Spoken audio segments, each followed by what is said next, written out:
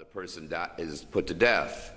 We have the trial of Socrates, for example, trial of Jesus, the Inquisition during the Middle Ages. In our country, we had the trial of the women at Salem as witches, and similar trials here in Europe against women accused of being witches. What's unique about the trial involving Fethullah Gülen is, even though it was a painful trial for him, a painful trial for the country, is that he won. He won the trial, and as a result of that trial, democracy is better in Turkey and has helped strengthen Turkey's climb to democracy over the last 10, 20 years, which in many respects has been pretty dramatic. And so this trial fits into that. This trial helps strengthen democracy, and Fethullah Gülen benefits from the trial, from the journey toward democracy as well. So let's, and one thing I do want to say at the beginning of the talk is that I'm not an American exceptionalist. I do not think that United States America necessarily has the claim on human rights at all. And I say that because I'm going to criticize some of the stuff, obviously, that went on in Turkey, some of the legal system in Turkey, some of the political system in Turkey. But I have been a human rights lawyer for almost 40 years, fighting against the violations of human rights in the United States. So I'm quite aware of the deficiencies my own country has. And I just want to make that, put that up front so that my criticism of what's going on in Turkey at different times is from the perspective of a human rights lawyer, not necessarily from the perspective of somebody coming from the United States. So I think there are 5 different parts of the talk, 5 different questions that come up. The first one is, why prosecute Fethullah Gülen? Why take him to trial? This is a man, after all, that Monsignor Marovic, who is the representative of the Vatican, representative of the Pope in Istanbul, called a saint.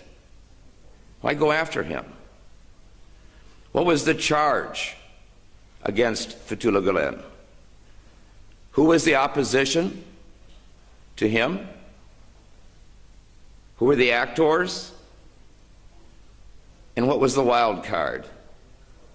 The wild card is like the Joker, right? When you're playing cards or a game, it's the card that comes in and changes the dynamics of the game. And there is a wild card here. So, first question, why prosecute Fethullah Gülen? And why also go after the organizations associated with him? You know, Fethullah Gülen represents a movement and is a spiritual leader, in a sense, a spiritual motivator of a movement, a form of Islam in the Sufi tradition that's very tolerant, very much believes in ecumenical activity, talking, relating, having dialogue with people of other religions. Very much believes in the interplay of science and religion, that they go together and complement and help each other. It's a movement that calls itself civil society movement that's inspired by Fethullah Gülen, in which Hizmet is very important, in which education is very important. I was at a school today just down the street sponsored by the movement. And I've been to a number of schools actually around the country, and in Texas, where I'm from, we have 26 Harmony schools, they're called. And there are 20,000 students in those schools and 30,000 on the waiting list. So that gives you an idea of how well respected these schools are in Texas and in the United States. There are more than 1,000 Gülen-inspired schools around the world in 130 countries. And when the schools began, they emphasized, of course, putting educational facilities in the Kurdish area of the country. Kurdish area of the country because that traditionally had been an area of the country the state government had, the national government had neglected, and it was also an opportunity to give young women the chance to go to school and give them a place where they could go and get an education rather than having to get married at 14 and 15 and deal with a family at that age. So there were opportunities that were brought through education, and because of the importance that education has in the movement. And schools, as I say, in 130 countries all around the world, Africa, Asia, Pakistan, which only has madrasa schools. There was an article in the New York Times a few months ago about the importance of the Gülen School in Pakistan in terms of teaching tolerance, teaching the importance of the division between religion and state, teaching people the importance of learning how to apply critical thinking and science in their lives. The foundation, the movement also sponsors a different benevolent charitable foundation. Kimse Yakmu, if I said it right, Solidarity and Aid Association that collects and provides money in national disasters. For example, the tsunami in Southeast Asia, or earthquake in Van, Turkey, last year, in which the movement raised, in a talkathon overnight, raised $37 million to help provide aid for the victims of the earthquake. In fact, the movement actually, I heard the reference to Helen Rose Iba, who was here a few months ago. The movement actually raises about $1 billion a year. And that money supports the schools, supports the dialogue trips I'll talk about in a minute, supports the aid that I mentioned, and supports the foundations that we see in a large number of countries around the world. And it's generated by people tithing. Tithing is a concept in the Bible in which you give at least 10% of your time and at least 10% of your money to your neighbor. Tithing. So this concept is applied in the movement. And I know that a lot of people actually contribute more than 10%, but that's how the money is generated to support the movement. And $1 billion sounds like a lot of money, but if you look at all of the programs in the schools that the movement generates, you know that there are a lot of people in the movement, in the schools, that work for very minimal salaries. They're giving their time. They're earning less than what they could earn in the public sector, but they're doing it out of their dedication to Hizmet. The movement also sponsors media, as you know, TV station here originates in Turkey. It's part of the movement. Saman. The other radio programs, Saman is published in a number of countries in a number of different languages. It's got the largest circulation in Turkey. And I read it before I realized it was associated with the movement, because I thought it was the best thing I could find in English when I was in Turkey. And I ended up actually writing this book because I went on an interfaith dialogue. I was in church one Sunday morning, and a judge who was a friend of mine, at the end, she said, "Does anybody want to go to Turkey?" And I said, "Well, why not?" I didn't know anything about Turkey. I didn't know anything about Islam. I knew nothing about the movement. And I went. And so then I learned a lot. And when I came back, somebody said, "Why don't you write a book about the trial?" I said, "Well, I don't know anything about the trial." But anyway, they pushed, and finally I did it, because I was interested in it as a human rights event in the history of the world, and I thought it was very important. But I mentioned this story because this is part of the dialogue. And that is inviting people from around the world to come to Turkey, to meet people in Turkey, to go have meals with people in their houses, to go visit the schools. And that dialogue effort is very important, because it helps change the ideas that we Americans have about folks who belong to Islam, people who are from the Middle East, people who are different from us. It helps change that. And that's very important because that's part of Hizmet, right? The Sufi saying, souls seeing each other. And that's done through the dialogue. And thousands of people have been brought to Turkey as part of the dialogue from all around the world. I know a large number from Texas, from all around the United States, from Canada, from Australia, from Indonesia. All kinds of groups have come. Part of that dialogue sponsored by the movement, and the dialogue also happens in the local communities. There are dinners every year. There are these kinds of discussions every year that go on. That's a very important part of the movement. The criticism of the movement, of course, is that it is not transparent. There has got to be a structure. There has got to be a hierarchy.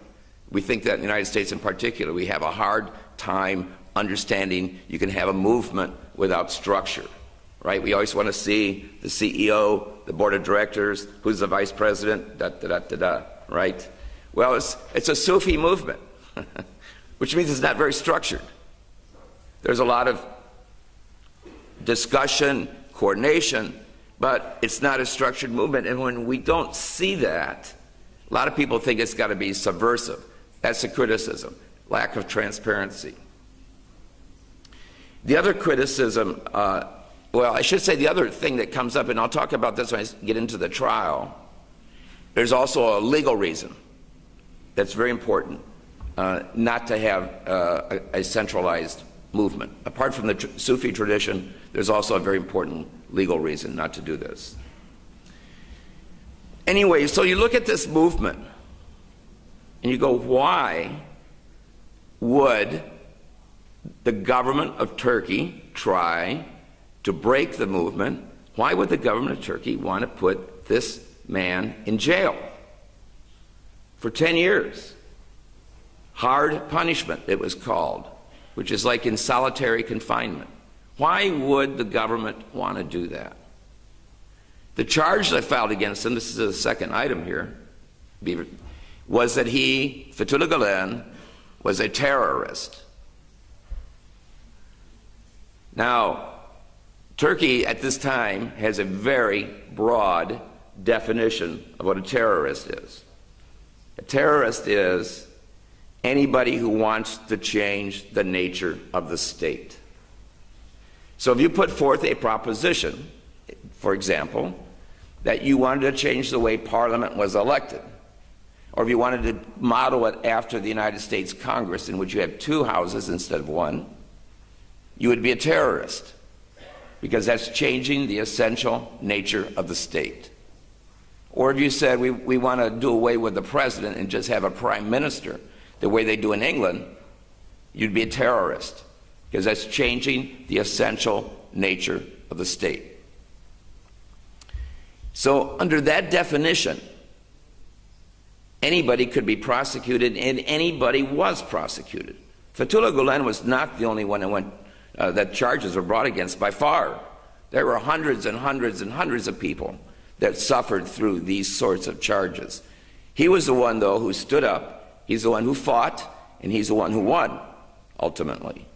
But this was a tool of oppression used by the government with anybody with whom the government disagreed or perceived to be a threat.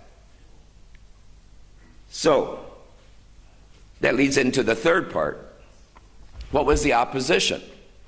Why did they want to bring terrorist charges against Fethullah Gülen?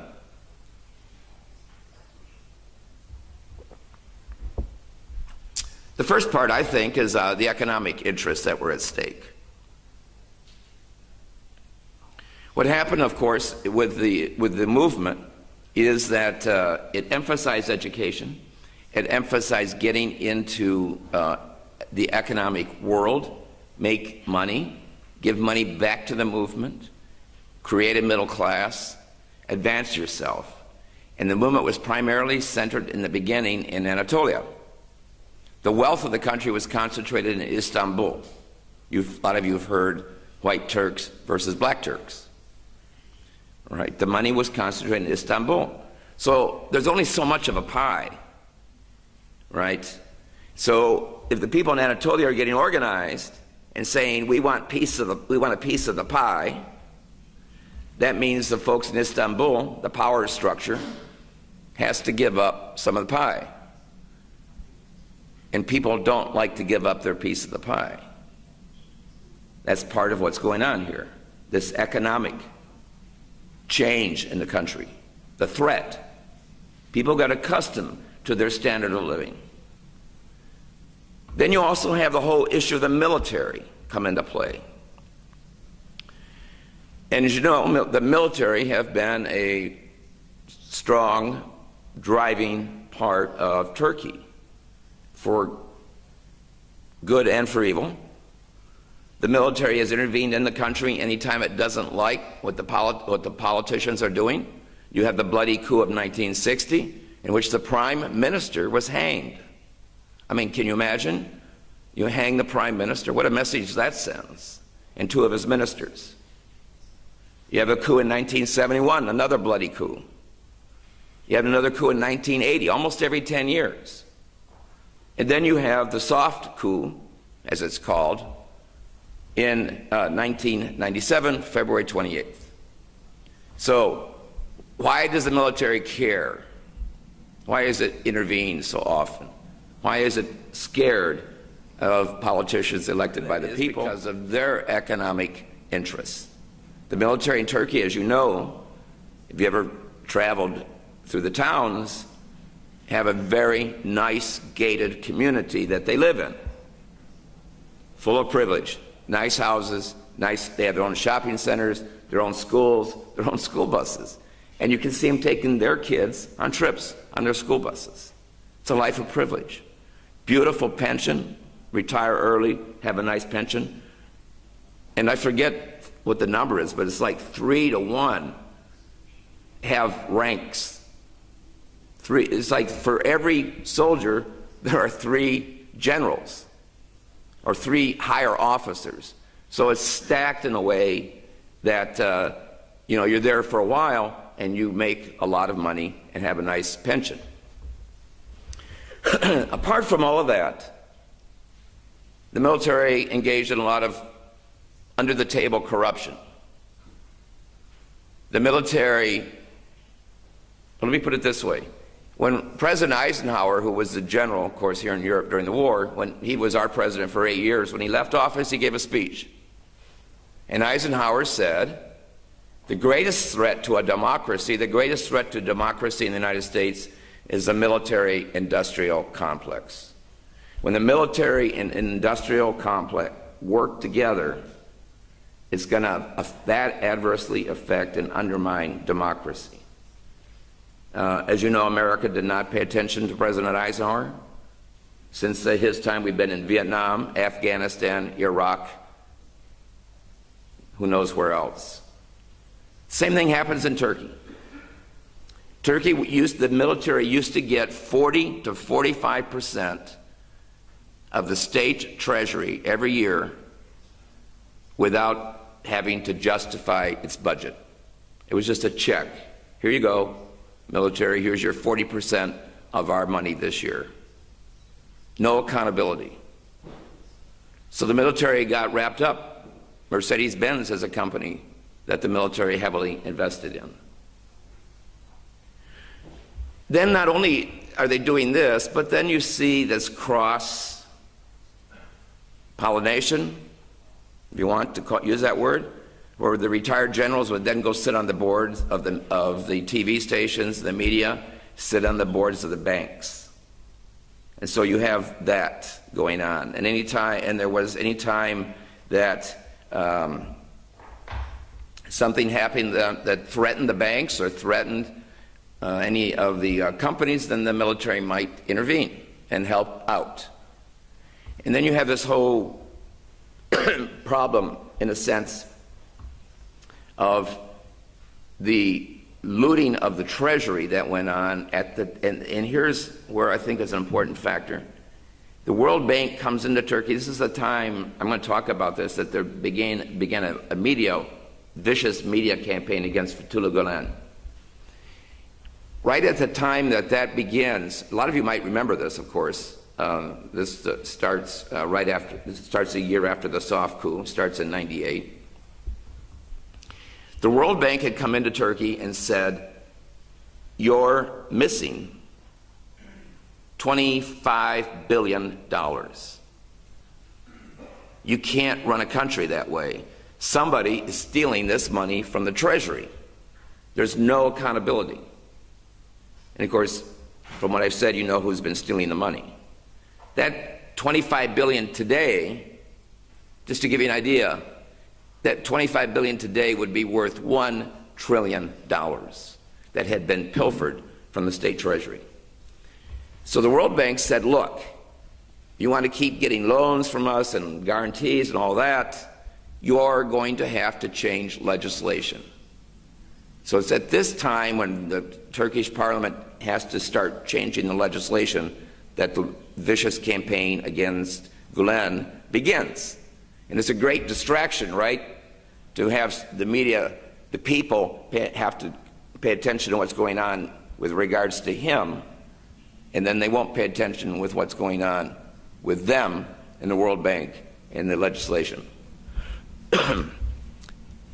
That is called sent to prison for a variety of years, and the 3 top generals to prison for 20 years. And you've seen all that stuff come out in the press. For a long time, people weren't sure if deep state really existed, but now we know. One of the targets in the deep state, both at Ergenekon and in Sledgehammer, was Fethullah Gülen, to get him out of commission. Everybody had an interest in getting Fethullah Gülen out of the picture. Another one that comes into play, I think, is a whole, and this is, as you know, a problem that you still see kind of manifest here in Germany and in Europe and the United States, this idea, because we use the term that we use, religious ministry. They write the sermons for the imams. They pay the imams. They keep them under control. No expression in the public sector to the public universities. We know these are 2 of the most controversial things that come up, and there are others, but they're the ones, obviously, that are quite visible. In the United States, religion, we could not have a directorate of religious ministry in the United States. And we also have to accommodate people for religious belief, as long as it doesn't interfere with their work. So when I'm flying over here, and I go through security in Houston, so when somebody says they're changing the secular nature of the state in Turkey, we hear it differently. I use the word secularist to make a distinction. We do know that people in Turkey are secularist, and they get very uptight too with the idea of more religious expression, more religious accommodation. So that plays into it. Now the other part of this, of course, and I mentioned already, is that the movement is non-structured, you can't see it. And anytime you have a grassroots organization, the people in power are going to be uptight, right? If they hear, well, there's something going down in Izmir, we don't exactly know what it is. We know that they're raising a lot of money to run some schools, and then you get all these rumors about, subversion, infiltration. They want to, sneak people into public service so you can seize the government and institute Sharia law. All of these factors, as I say, I think play into why people opposed Fethullah Gülen. Economic, the military, the interlocking banks, the military, and the media, the secularists, the fact that it's a populist movement on the ground up. All of this, I think, comes into play. Who were the actors? This is the next part of this. Who were the actors that brought the charges and were involved in the charges? The first group of actors here are the ones who do the vicious media campaign. This started in, first of all, there was a there was a campaign against Fethullah Gülen in 1995. What's significant about this campaign, this was not as bad as the 1998 campaign. What's significant about the 95 campaign is that in Turkey, when a prosecutor sees something in the paper about somebody, the prosecutor can open a criminal case against that person. So, a prosecutor named Yüksel opened a prosecution against Fethullah Gülen in 1995. What's significant about that is that Yüksel calls in Fethullah Gülen, interviews him, decides there's nothing wrong, closes the case. Yüksel is the same person in the year 2000 that then files the charges against Fethullah Gülen again, using the same charges that he had closed out in 95. It's important to keep that in mind because that shows there's something else going on here behind the scenes. So anyway, you have the soft coup in 97, and as typically happens every time there's a coup in Turkey, the military moves against any of the political people that could cause them problems, from the left to the right. As I said, this wasn't limited to Fethullah Gülen. He was the one who stood up, though, and fought and won, ultimately. So they begin this this vicious media campaign. And remember what I was saying about the media being controlled and influenced and impacted by the military, the retired generals. The media in Turkey today is much better than it was in 1998, believe it or not. It is a lot better. 1998, it was totally irresponsible, basically. And the military could give them a story. They would put it in the paper, and then the TV station would report it.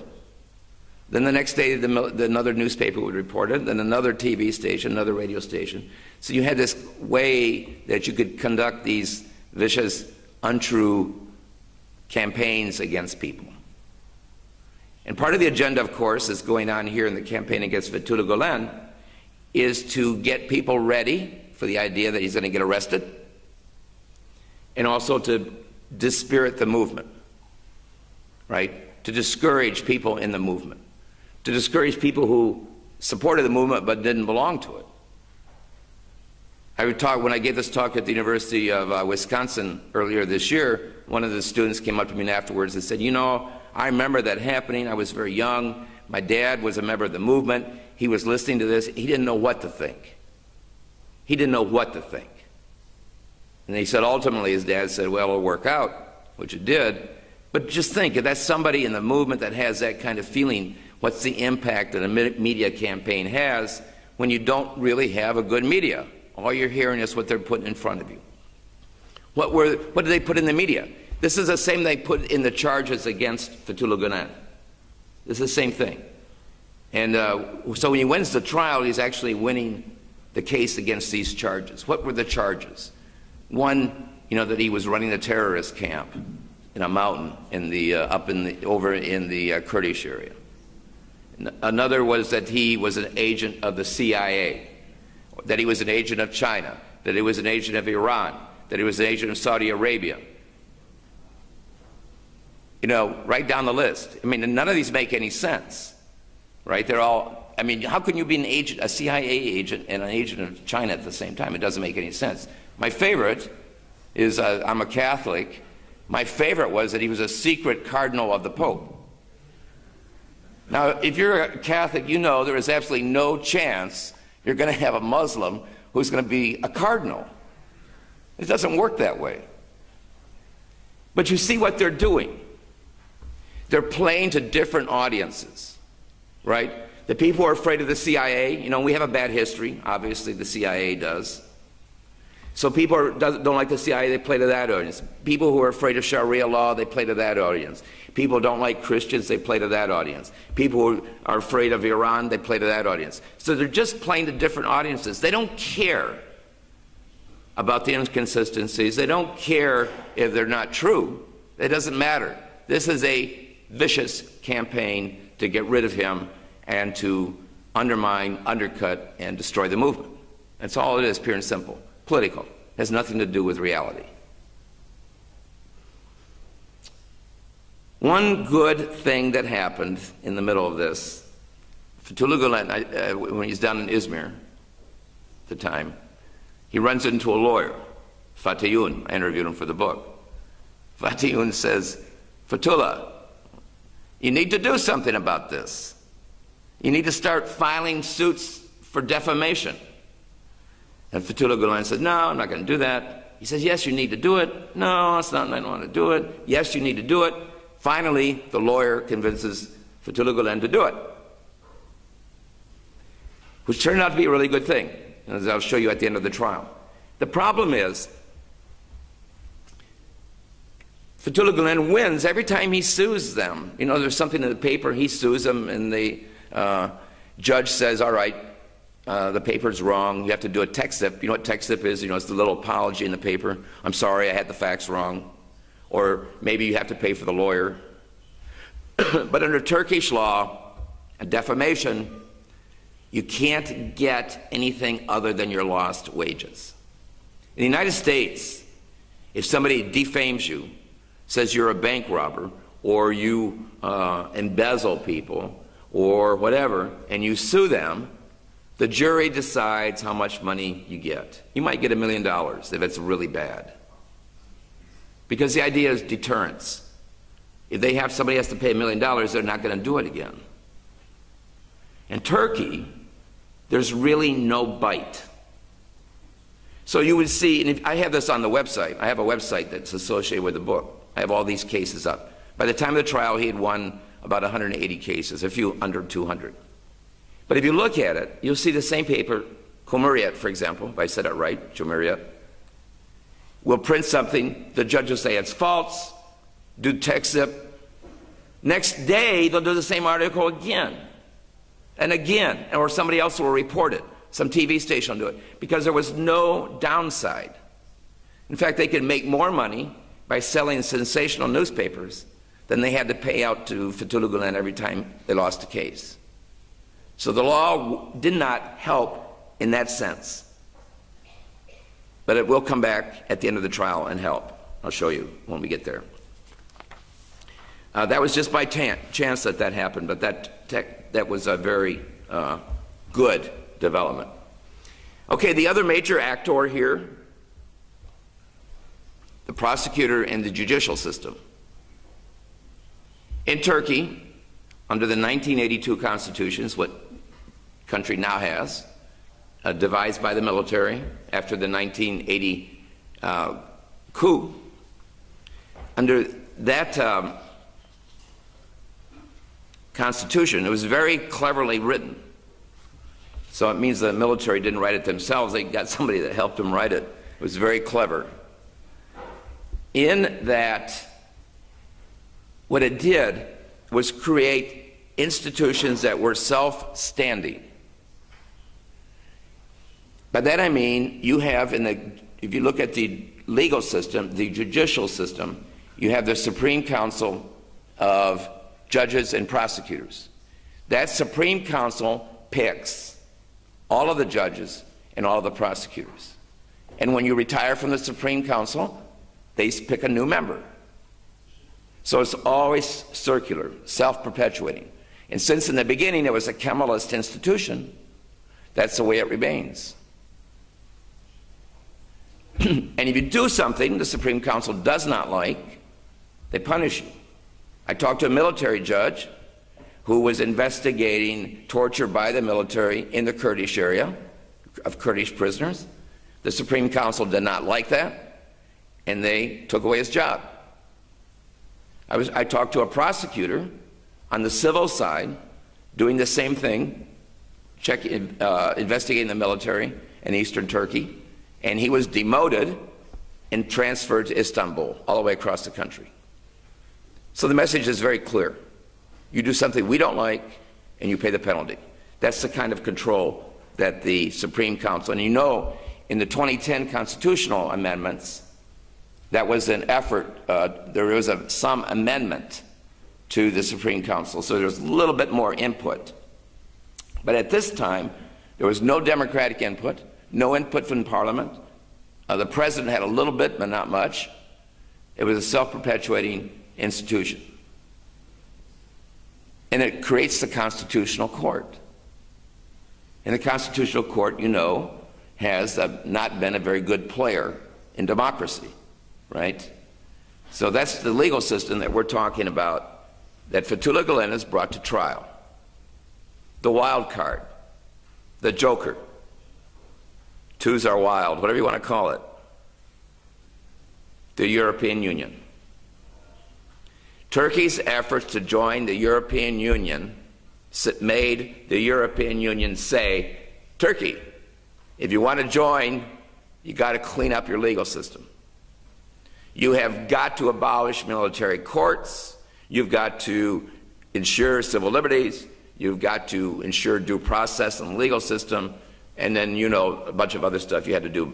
They had to do about trade and relations with other countries. But in this particular context, there was a lot of push, as we will see, that plays out during the trial. The wild card.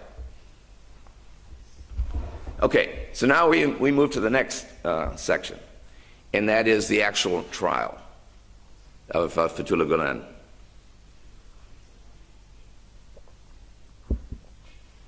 One thing I do want to mention is that this was actually a second trial. He was actually brought to trial in 1971 after that coup, and also charged for being a terrorist. That was in the military court, in which the judges are 3 officers. And you can imagine, and he represented himself, he had no lawyer. So you can imagine the result of that. He was given 2 years hard punishment, which in Turkey means solitary confinement. He appealed to the Military Court of Appeals. They said the punishment was too harsh, sent it back, and then in the meantime, there was amnesty granted by Parliament, so that went away. But during all that time, Fethullah Gülen was in internal exile. He was basically shipped up, and he had to stay up at the Black Sea. I just say that because in that indictment in '71, they also indicted any Gülen-related organization. This is the same thing they do in the year 2000. Under Turkish law, you can indict, when you indict somebody for a crime, you can indict any organization that they are related to. And you can actually do this in the United States. And even if you win, the government can still seize your property. Now, that doesn't seem very fair to me. In the United States, it works out like you could be, for example, driving a car, and maybe your teenage son had driven it the day before and left a little bit of marijuana in the trunk. And the police, because that's an illegal drug, can seize your car, even though your son did it, and you don't get it back. That's what was going on in Turkey, the same thing. Because you can see what they're trying to do is to break the movement. This is what I meant earlier about there's no centralized, there's a legal reason for not having a centralized organization. If you had a centralized organization, then the government could seize it more easily. As it has done with other foundations in the history of Turkey. So but before the indictment is filed in the year 2000, the year 1999, Fethullah Gülen actually comes to the United States, goes to the Mayo Clinic in Minnesota, and as you know, perhaps, his health has generally always been pretty bad, but he's off in the Mayo Clinic is a very respected clinic to figure out what kind of medical ailments you have, what are your problems. But he decides to stay in the United States after that, and gets a religious scholar visa, entitles him to stay in the country. And I'll come back to the visa later on because there's another story there. So in the meantime, 2000, Yüksel files the indictment. Lists all of the stuff I told you about, you've heard it, infiltrating the government, the secret, agendas and all of that kind of stuff that I mentioned earlier, including the secret cardinal, is all put into the 80-page indictment filed by the prosecutor, Yüksel. But of course, before he files it, he leaks it to the press, right? And the press says, oh, guess what's going to happen tomorrow? Yüksel's filing the indictment, and here are all the charges. And so that happens. And then the next day when he files it, of course, then there's more press. And then he starts leaking things to the press. You probably heard about the videotapes that existed. There were a couple of videotapes that were spliced together, right? Taking different parts of Fethullah Gülen's speeches and putting them together and making it sound like he was urging people to sneak in to subvert the government. So they leaked that to the press. In fact, if you notice, last week, the press actually apologized for its role in its complicity with the military in February 28th, 1997. It said, we were a tool of the military and we're sorry. Not that that does a lot of good after all the harm that they did, but at least it puts it out there for history that they know that they were manipulated by the military. Yüksel, we now know, was also probably blackmailed. The persons who produced that tape, those tapes, put together, that were manufactured, eventually her foundation was raided, and there were some explicit tapes of Yüksel in his office with his secretary. So that might explain why he closed the investigation in '95 and then reopened it in 2000. Who knows? Certainly he had the message from the Supreme Council that he had to do it in one way or the other. So he files the indictment, and then AK comes to power. Not that AK is significant here necessarily, but it always happens a couple years after the coup that there's an amnesty law. So in this indictment against Gülen and his organizations, they asked for 10 years of hard punishment. The amnesty law said, if you behave for the time of your punishment, don't do anything, then we will drop the charges. So applying that to Fethullah Gülen, if you don't do anything for 10 years, that's illegal, then we'll do away with the charges and you can forget about it. This is in 2002. What has happened in the meantime, in the year 2000, when the indictment's filed, it goes into state security court. This is a significant development. Now, the European Union had forced Turkey to shut down the military courts. So what Turkey then said, well, we'll have state security court. So instead of having 3 military judges, we'll just have 1, and we'll have 2 non-military judges. That was state security court. You can imagine how fair that was. This is 2000. Right after that, in 2002, the same time that the parliament passes the law of amnesty, Turkey abolishes the state security courts because of the European Union. Says, sorry, you still got to get rid of those courts. And so they moved Gülen over to the civil courts. So you had 3 civil judges then, and the amnesty comes up. Fethullah Gülen says, I do not want amnesty. I don't want it because I want to clear my name. These charges are hurting the movement. I want to be vindicated. The prosecutor says, we don't want the amnesty either because we want to put him in jail.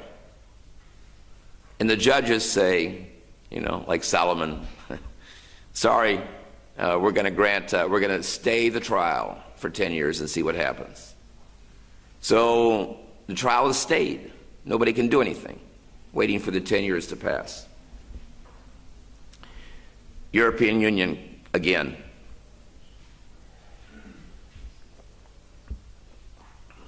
In 2004, right, going to 2000 he's indicted, 2002 he's in the state, he's transferred to civil court, amnesty. 2 years later, the Parliament, again, because of the European Union, changes the definition of terror. The European Union says you can't prosecute people under that law because all it is political prosecution. So Turkey changed the law, says, okay, there has to be an act of violence against the essential nature of the state.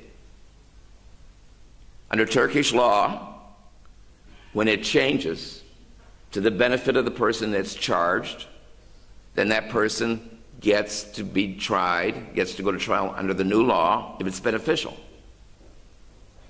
And this law was beneficial to Fethullah Gülen because there was never any accusation of violence. Nothing. So he said, I want to have the trial. How can you convict me?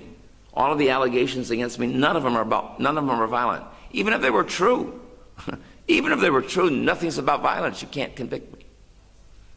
So his lawyers, he got a couple of very good lawyers, one in Ankara and one in Istanbul, and they filed a 146-page brief. They went through all of the evidence, analyzed it. They had experts. They showed how the tapes are spliced together. They had all of the declarations. They took testimony and depositions and trial testimony. They did all of that and then asked the judges to reopen the case and to acquit, find Fethullah Gülen not guilty. And 2 years later, that's exactly what the judges did. They acquitted him. And if you read, again, I have this up on the website, but if you go through the judge's opinion in the year 2006 on May 5, they list every one of the charges and show why it's false. So any of the stuff you hear, it's been in the courts. And there are two other things to add to this. One is the judges, when they decided to reopen the case, asked the national police to check and see if there were any acts of violence whatsoever connected with anybody in the movement. And the police reported back and said nothing. Not one. No act of violence. The other thing the judges said, and this comes back to what I was telling you about the cases that he won. The judges said, we are not the only ones to find this stuff to be false, but look at all these other cases in which other judges all around the country had exactly the same conclusion. Therefore, we dismiss the case. May 5, 2006. 2 years later, so the state says, we're going to appeal. We still want to put him in jail. We want him in prison. We're going to appeal.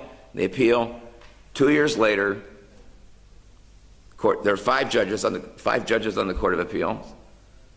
2 years later, the five judges say, not guilty. They agree with the trial judges. So then you got 8 judges saying not guilty. The state says, we're still going to try to put him in jail. And they went up to the full Supreme Court of Turkey. 23 judges. This time they moved a little bit faster than before. And in 2 months, 17 votes to 6, not guilty. So Fethullah Gülen wins, summer of 2008. He wins because of the changes that happened in Turkey through the European Union. And then the other part of this is that his trial helped strengthen Turkey. Because the judges write in their opinion, you can't put people in jail because of what they think. You can't put people in jail for what they believe. You can't put people in jail because of what particular religious belief they have. It was also a good summer for Fethullah Gülen because he was voted as one of the top 20 intellectuals in the world by a survey sponsored by Prospect in England, and by the U.S. Foreign Policy magazine in the United States, liberal and conservative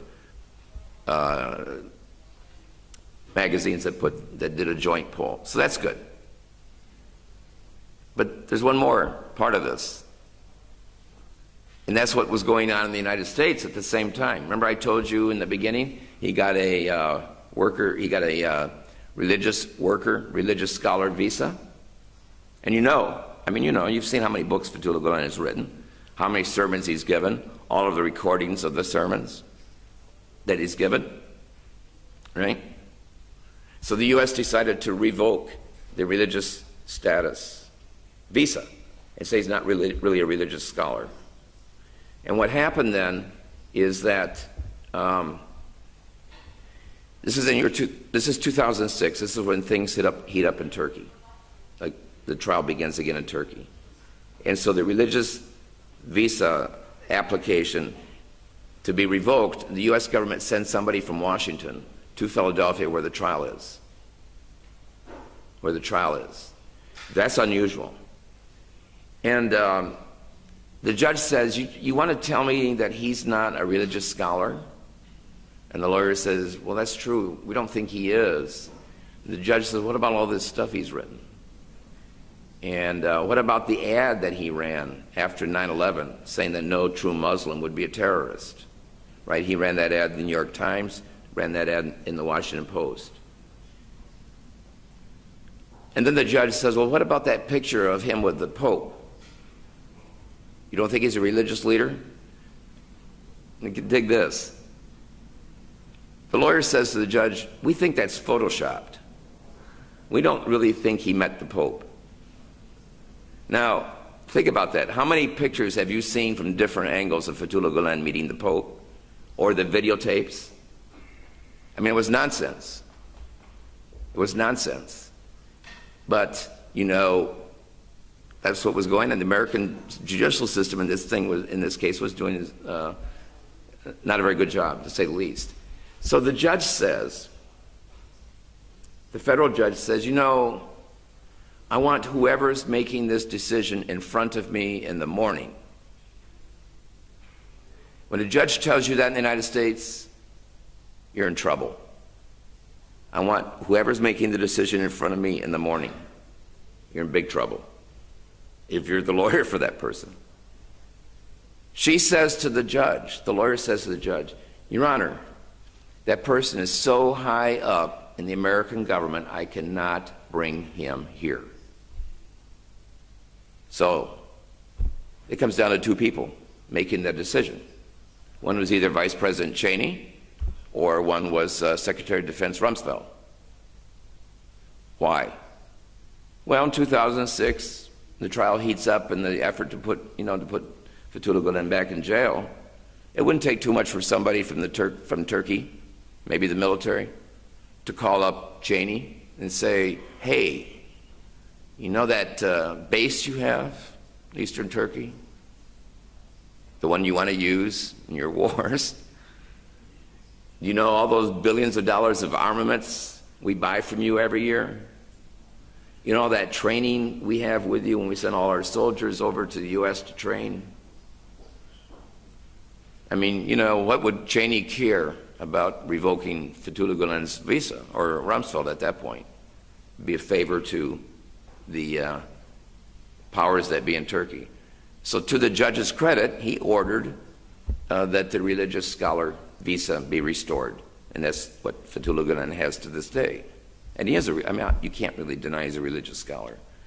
This also happened the same summer that he wins in Turkey, becomes one of the top 20 intellectuals in the world, and gets his religious scholar status back. So it was a good summer. It was a good June for Fethullah Gülen that all this happened. It's a great victory, but it's not only a great victory for him. And as he said, they said, well, what do you think about this?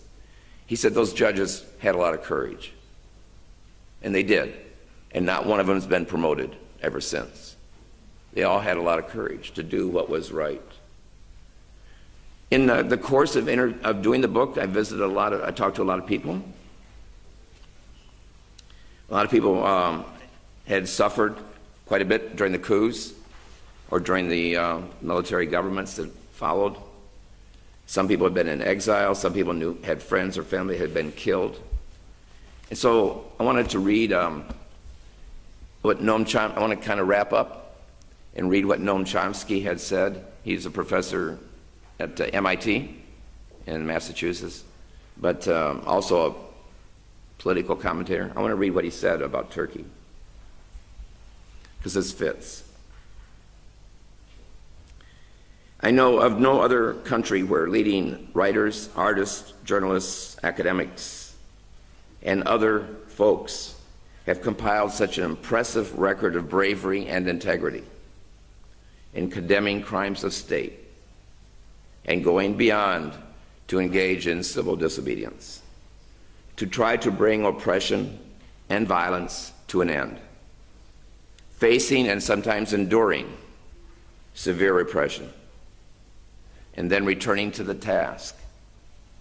It is an honorable record, unique to my knowledge, a record of which Turkey should be proud, and one that should be a model for others. It's very impressive commentary about what's gone on in Turkey in the last 20 years. It's a tribute to you all. It's a tribute to the people in Turkey. I would be remiss if I didn't end with a challenge to you. And in that challenge, I'm going to quote from Robert Kennedy when he was running for president before he was assassinated. It's a speech he gave in Cape Town in South Africa during apartheid. And he spoke to the black students. This will be my message to you all. The greatest danger in our time is timidity. Few are willing to brave the disapproval of their fellows, the censure of their colleagues, the wrath of their society. Moral courage is a rarer commodity than bravery in battle or great intelligence. Yet moral courage is the one essential, vital quality of those who seek to change a world that yields most painfully to change. Those with the courage to enter the moral conflict will find themselves with companions in every corner of the globe. Every time a person stands up for an ideal or acts to improve the lot of others or strikes out against injustice,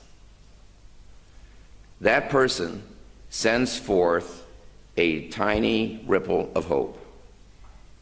And crossing each other from a million different centers of energy and daring, those ripples build a current which can sweep down the mightiest walls of oppression and resistance. That's your job, it's my job, and I'm happy to be here and share it with you as moral companions. Thank you.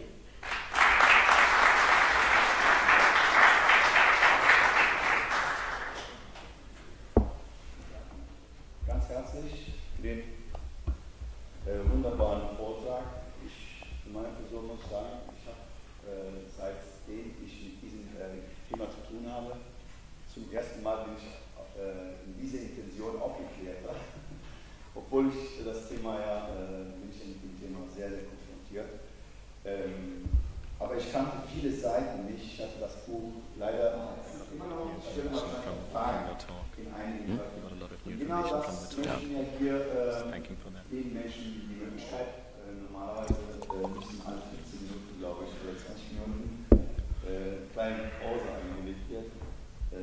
Wir haben inzwischen jetzt mal verschiedenen Korridoren, um Mikrofon weiterzureichen. Einmal hier vorne, da, du kannst den gerne.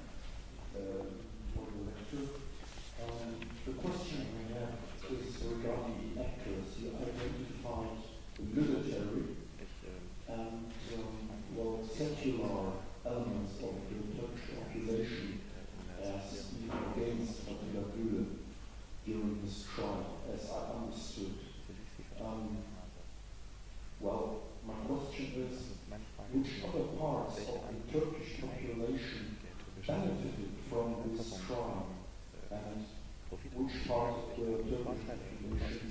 supported Fethullah Gülen during this trial. You were talking about some brave lawyers who stood up with Fethullah Gülen, and I would like to know more about this part of the players in the game. Was it changed the institutional respect for human rights, so that you would now have a trial unlike any time else in the history of Turkey, in which a person would be acquitted of a crime that related to that person's expression, free speech, or that person's religious expression. I think anytime you institutionalize human rights and democracy, that's an accomplishment for the entire country, for the entire population. That's what I meant, that Turkey benefited from that trial and that interplay with the European Union, in which essentially Turkey put meaning into the European Union's mandate. Turkey had always subjected itself to the European Court of Human Rights in Strasbourg, but had a hard time, and in fact did not for a long time really comply with the mandates of the Charter. And so I think that now that Turkey's moved into that, then I think that the acquittal in 2000 gave impetus to the movement of civil society to further bring about constitutional change.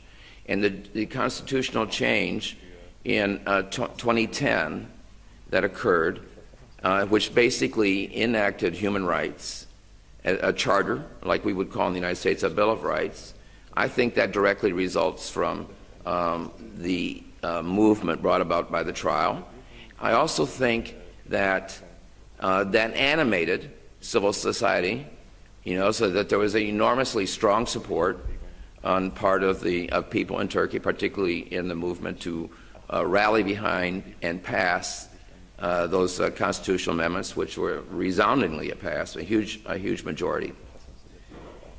The other thing that happened in the amendments, and again I think this is a result of the trial and the result of moving toward a better democracy, was to put restrictions on the Supreme Council, and so that the Supreme Council did not have as much ability that it had to fire people.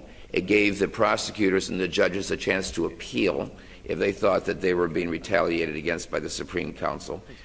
And that also brought in parliamentary participation and who belongs to the Supreme Council of prosecutors and judges.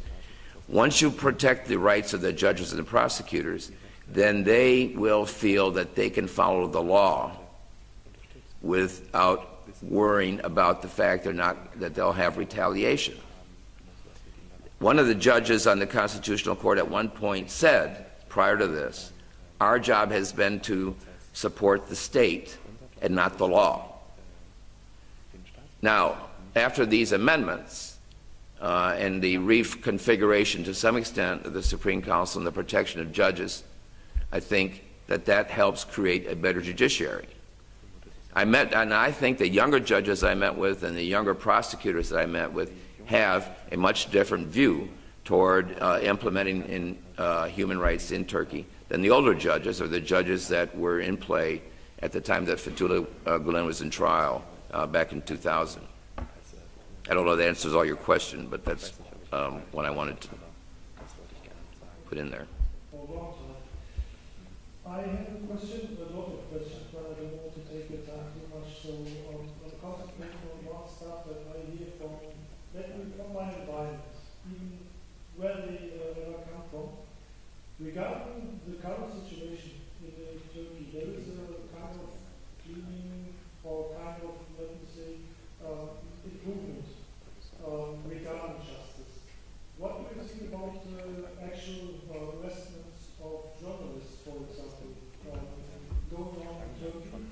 Do you see any dependency to Fethullah Gülen? Because this is what I hear from some environments, from some circles.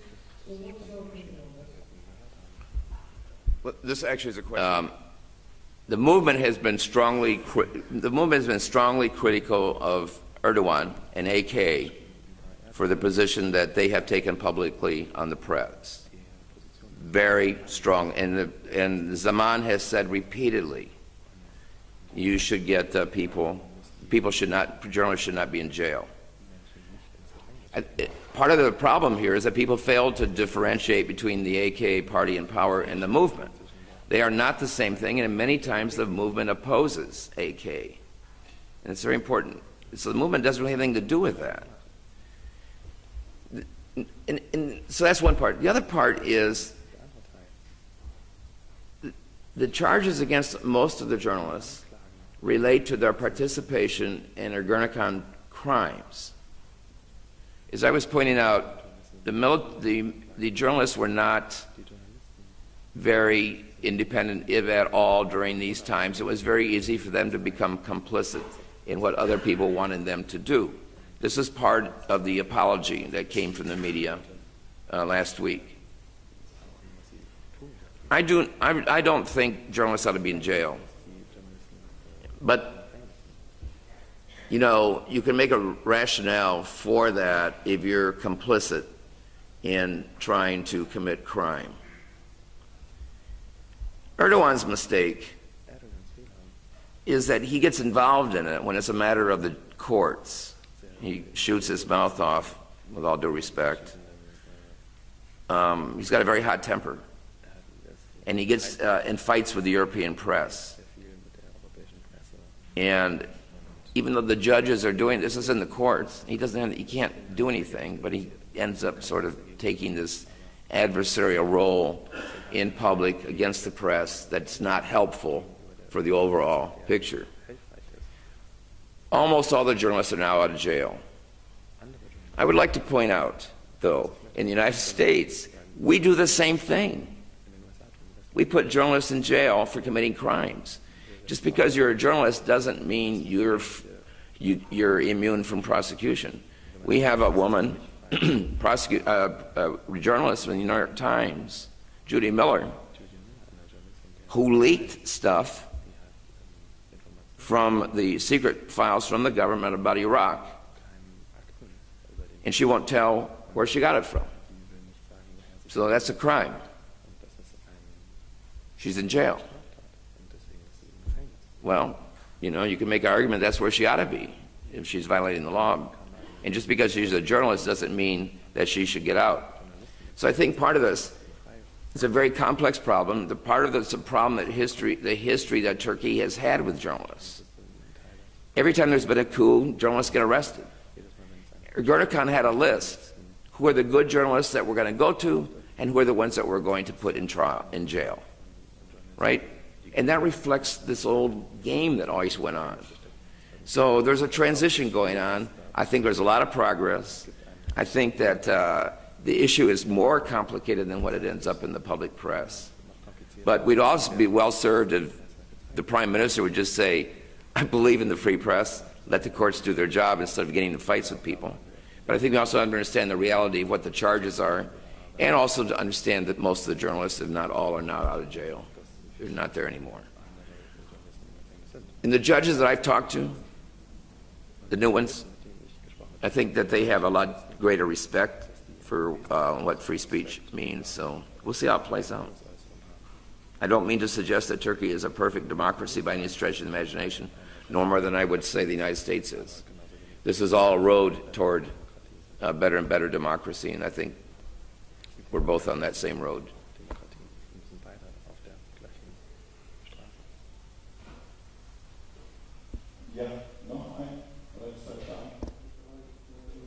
It's obvious what is seen in Europe is that, seen critically.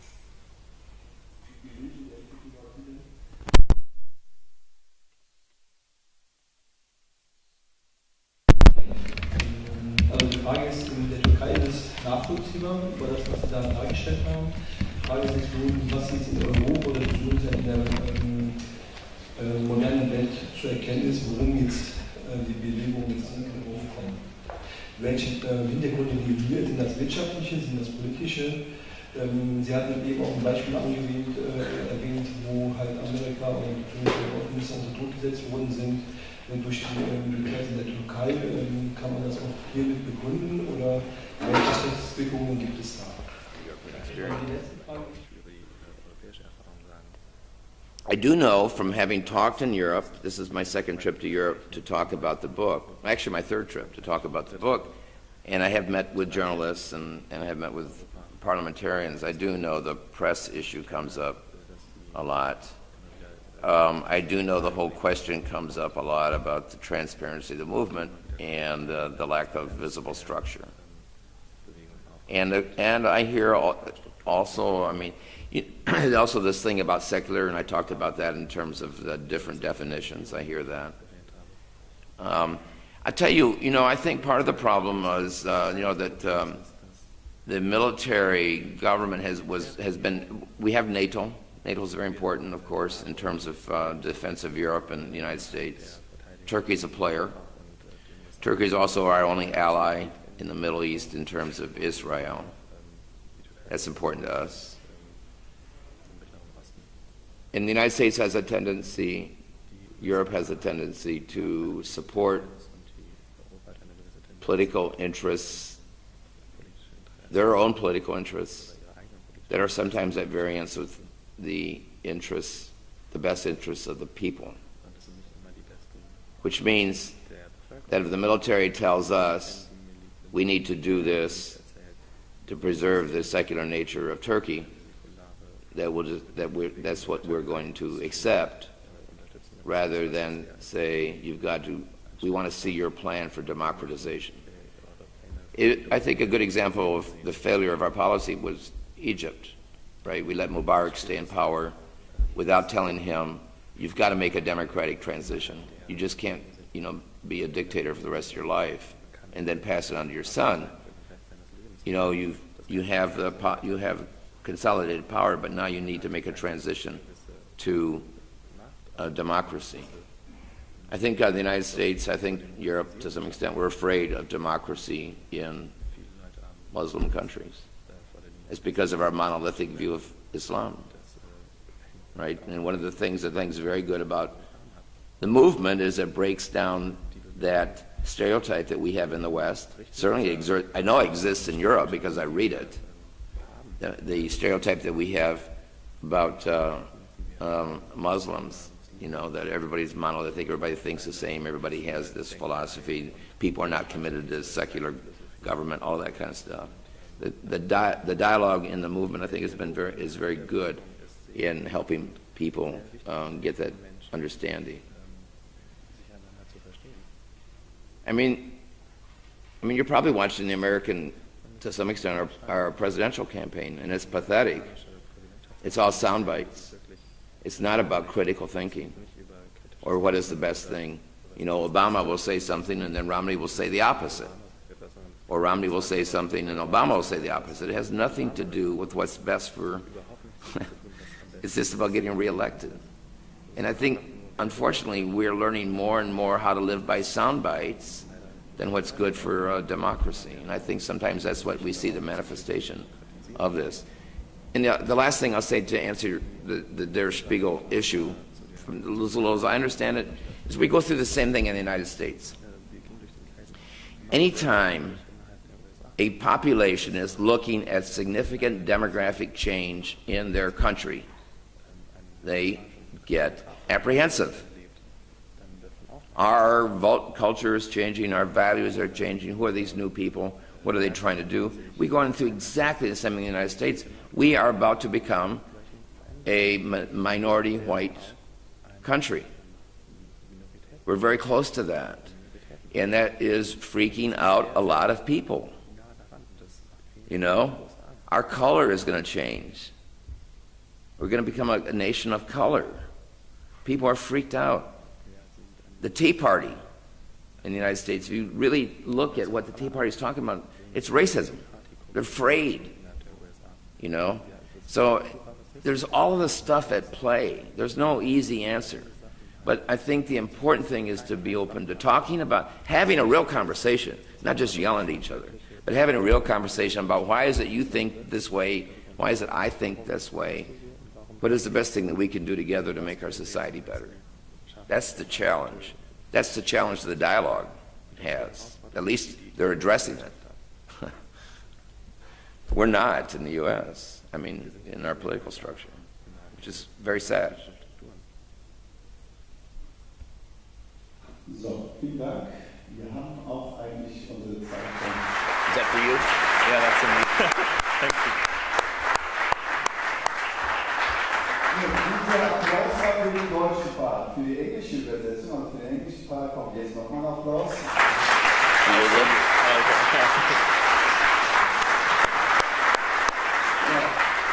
Dank für die wunderbare Aufklärung, das war echt, das hat uns gut gesagt.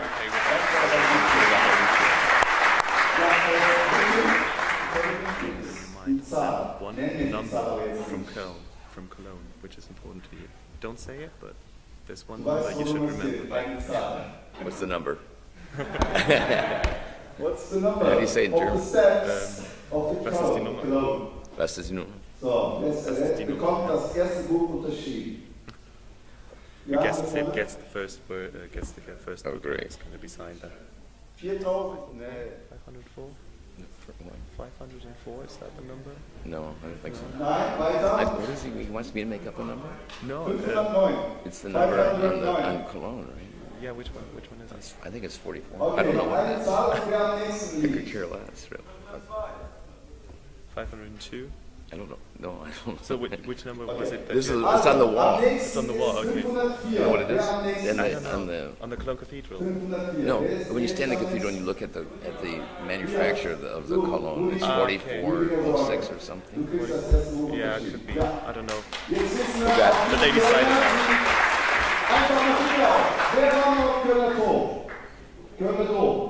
What is They're it? just asking who climbed Cologne Cathedral already. Oh, 533. That's the number of steps. Ah, that was the one. Yeah. 533. 530. Oh, okay. I didn't remember. Don't forget us. I won't forget you. But I have to explain something. Okay. There's a little magnet in it, and this is a dialect that's called Kirch. It's very typical for Cologne, and they're starting to mix. That's not really German, but it means if you don't do anything like... Okay, so I have to do something now. Yeah. All right. This, Okay. All right. that's That's very nice. So it was 533, the steps. That's what you were talking about. Yes. I thought you were talking about the number of the cologne on the wall. Yeah, 533.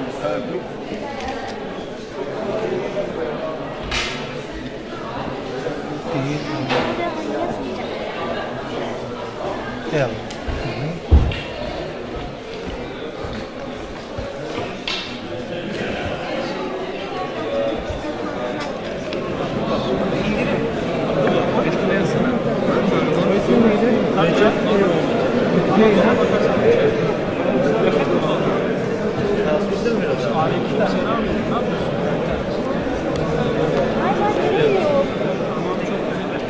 I